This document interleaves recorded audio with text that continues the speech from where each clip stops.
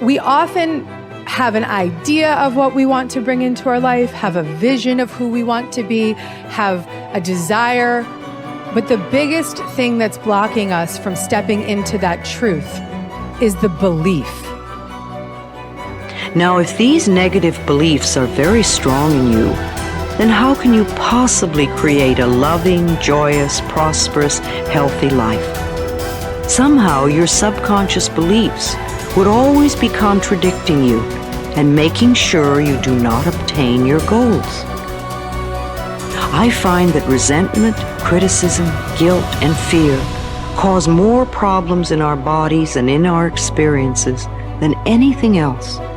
These feelings come from blaming others and not taking responsibility for our own lives. You see, if we are all responsible for everything that happens in our lives, then there is really no one to blame. Whatever is happening out there is only a mirror of our own inner thinking. When we have a problem, a difficulty, a struggle that is located inside, and we're looking for the solution outside, someplace outside of ourselves. It would be like going to the doctor and telling him all of your symptoms. And the doctor says, oh boy, you've got a lot of symptoms. And he starts writing out prescriptions. You need a prescription for this symptom, you need a prescription for that symptom. And finally, he gets this 4 or 5, and you go to walk out, and you say, well, I'd like my prescriptions. He said, no, I'll give this one to your mother-in-law, and I'll give this one to your neighbor, and I'll give this one to your daughter, and I'll give this one to your father. I mean, you're the one with the struggles and with the difficulties, expecting somebody else to change or something outside of you to get better in order for you to make your life work is something you have to really take a hard look at. It's in here. We have to feel love for ourselves and love for life in order for us to have love in our life.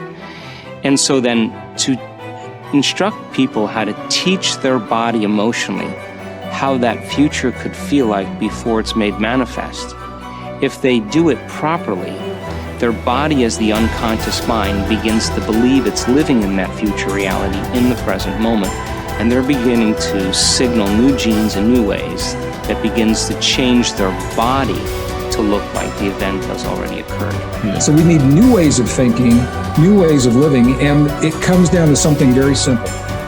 The most simple is about love.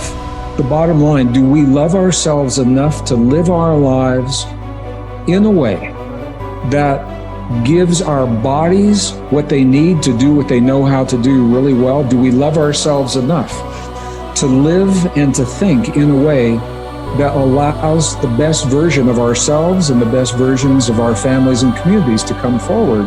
So when you stand in this place of knowing that if this time-space reality has created within you a desire for something, this time-space reality will deliver the goods to you. So when you stand in that knowing and then you couple it with your belief in your righteousness or worthiness to receive it. When you're putting in a wish and a desire, put it in as if you already have it. I am healthy. I am a good relationship person. I have a great job. What's that? I say, it's like I already have it. And yet most people don't have it. So they'll say, I want a great job. I want a great relationship. I want to be healthy. And I go, make a recording of those words. We just said that. I want to be healthy. Today, right now, Tuesday, we're going to make a recording. I say, now come back in 1 year and let's push the button on that recording. And we come back a year later and it says, I want to be healthy. I go, it's a whole year and you still want to be healthy? Still don't have it, right? You didn't say I am healthy. All you're emphasizing, I have a desire to be healthy. I want to be healthy. I have a desire to be healthy. And I go, you can have that desire the rest of your life. You're not going to get healthy. You want to be healthy, you say, I am healthy. But then you look and say, yeah, but in reality, I'm sick. And I go, no. The function of the mind is to take the program and turn it into reality. So if I am sick, but I put a program in, I am healthy, the mind looks, like, well, wait a second, the program is I am healthy, but the body is not healthy, so what's the function of the mind? Create health in the body. It doesn't change the program, it changes the body. And so the idea is this, every time we put a program in, it has to be as if you already have it, in spite of the fact you could be dying of cancer. I go, I am healthy. It sounds kind of weird. And I go, don't worry about it. Just put it on I am healthy, because once it is a program, the function of the mind is to manifest it as reality. That's the part. And so my little caveat, you brought it up, I'm emphasizing it, and that was simply this, that whatever you're downloading, you have to say it as if you already have it. Because if you put a future tense on it, I will, I want, I say, if you record that, that means you will always want to have it. I will do this. You won't get there.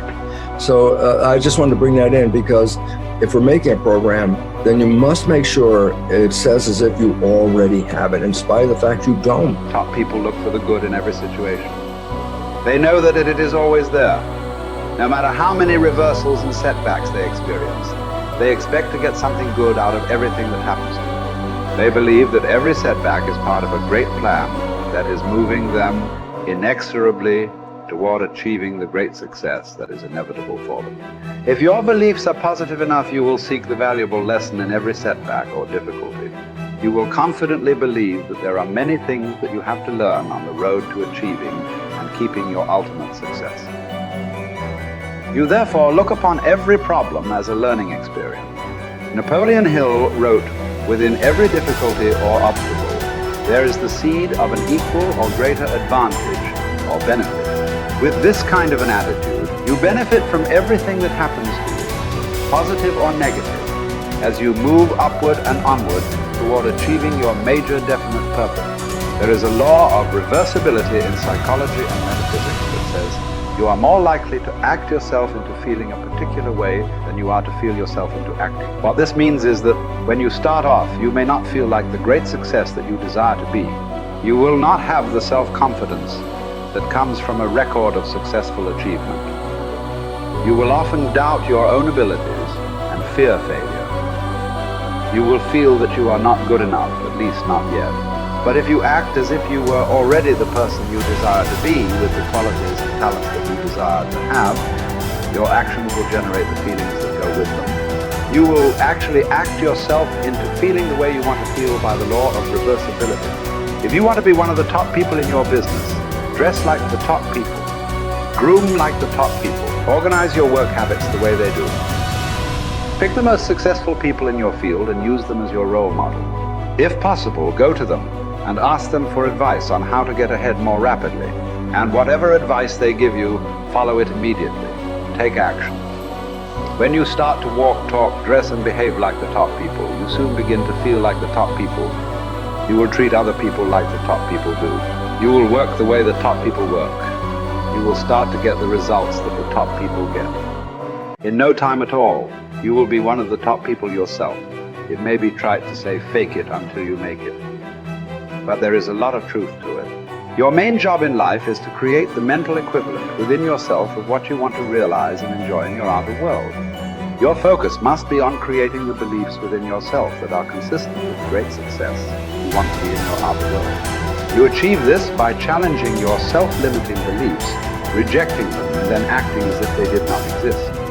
You reinforce the development of new life, enhancing beliefs by increasing your knowledge and skills in your field to the point where you feel equal to any demand or challenge. You accelerate the development of new, positive beliefs by setting bigger and more exciting goals in every area. Finally, you act continually as if you were already the person that you desire to be. Your aim is to reprogram your subconscious mind for success by creating the mental equivalent in everything you do or say. Momentum develops the mindset. Momentum conditions the mind to confidence. Like just moving forward every day, even a small thing. If you just said, every day I'm gonna do 3 things to move my life forward, and you just did those 3 things every single day. Today I'm gonna do these 3 things to move my life forward. It could be sending an email, calling somebody, having that prospect meeting. It could be as simple as like, oh, okay, I'm gonna work towards this goal. I'm gonna finish this presentation. I'm gonna create this thing. Whatever it is for you, like do that thing. Maybe it's like, oh, today I'm gonna work out today. Great, you worked out. Your mind goes, I said I was gonna work out, I worked out. I developed a little more confidence because you were congruent with your intentions. See, action is what makes us congruent with our intentions, right? That old thing you've heard me say, if you've been studying my work for a long time, intention without initiative is just sorry hopes. It really is. Intention without initiative is just sorry hope. You have to apply yourself again. And I know you already know this. Listen, a lot of people watching this, you're already a confident person. Okay, what's the next level of action that will raise you up to the next level of success? What's the next level of action and bold decision making that will change your life? I know you might already be a confident person, so what's your next level of action? Well, Brendan, I already feel confident going up and talking to a person. Great, now go up and talk to 4 people. Good job. Okay, well, Brendan, I already feel good, trying to put out this message. Great, do it again, be more vulnerable. Oh, Brendan, I already feel good, I started the business and I built to this. Great, double the business, let's see you do it.